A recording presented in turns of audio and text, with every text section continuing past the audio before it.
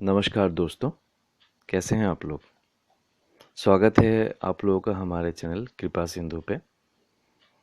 आज हम एक कहानी सुनने जा रहे हैं, सच्ची तीर्थ यात्रा। तो आइए सुनते हैं ये कहानी। एक संत किसी प्रसिद्ध तीर्थ स्थान पर गए थे। वहाँ एक दिन वे तीर्थ स्थान करके रात को मंदिर के पास सोए थे। उन्होंने स्वप्न में देखा, दो तीर्थ देवता आपस में बात कर रहे हैं। एक ने पूछा, इस वर्ष कितने नर नारी तीर्थ में आए। लगभग 6 लाख आए होंगे, दूसरे ने उत्तर दिया। क्या भगवान ने सबकी सेवा स्वीकार कर ली। तीर्थ के महात्मा के बाद तो जुदा है, नहीं तो उनमें बहुत ही कम ऐसे होंगे जिनकी सेवा स्वीकृत हुई है। ऐसा क्यों। इसीलिए कि भगवान में श्रद्धा रखकर पवित्र भाव से तीर्थ करने बहुत थोड़े लोग आए। जो आए उन्होंने भी तीर्थ में नाना प्रकार के पाप किए।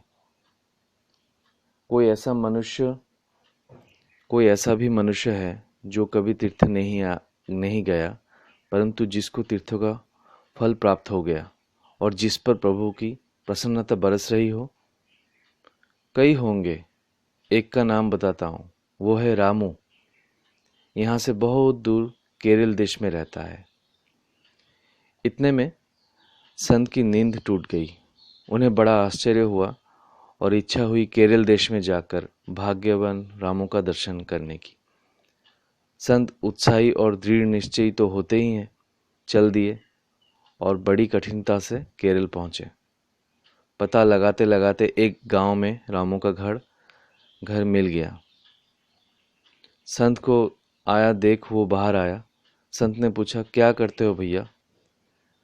जूते बनाकर बेचता हूँ महाराज, रामू ने उत्तर दिया। तुमने कभी तीर्थ यात्रा भी की है। नहीं महाराज, मैं गरीब आदमी तीर्थ यात्रा के लिए पैसे कहाँ से लाता।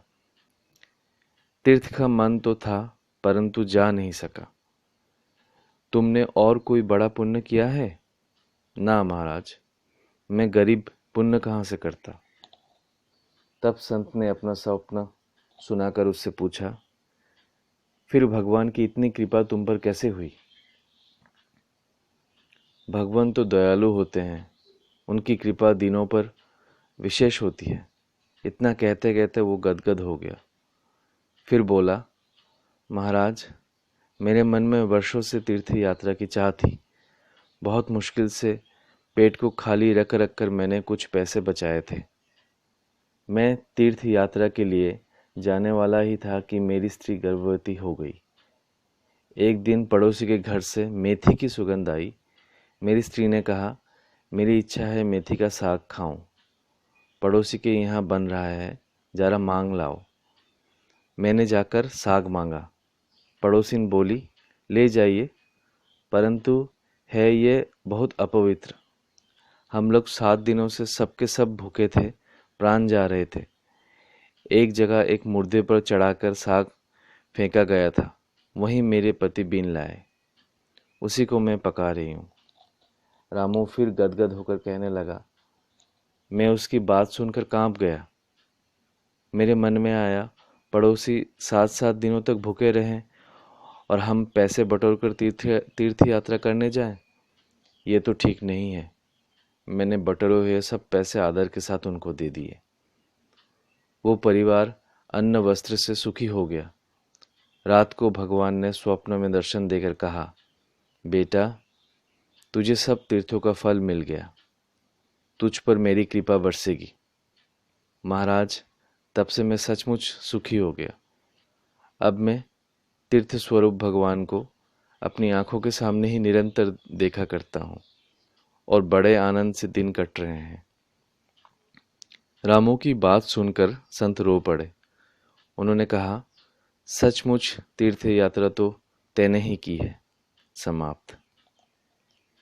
तो मित्रों, देखा आपने कि कोई अगर अपने मजबूरी के कारण, अभाव के कारण खुद चलकर तीर्थ यात्रा कर भी ना पाए, तो कैसे घर बैठे ही तीर्थ यात्रा का फल पा सकते हैं।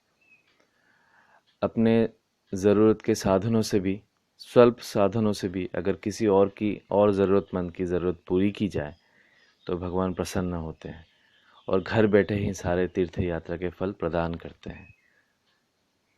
तो आइए बंधुवर, हम हमेशा भगवान के आश्रय में रहें और उनसे कृपा प्राप्त करते रहें। हाँ दोस्तों, अगर ये कहानी आपको अच्छी लगी, अगर आपको मन को शांति मिला, आपके मन को शांति मिला, तो हमारे वीडियो को सब्सक्राइब ज़रूर करें और बेल आइकन को भी प्रेस कर लीजिए ताकि जब भी कोई नया वीडियो अपलोड हो आप लोगों को तुरंत नोटिफिकेशंस मिल जाए। अच्छे रहिए, खुश रहें, आनंदित रहिए। धन्यवाद।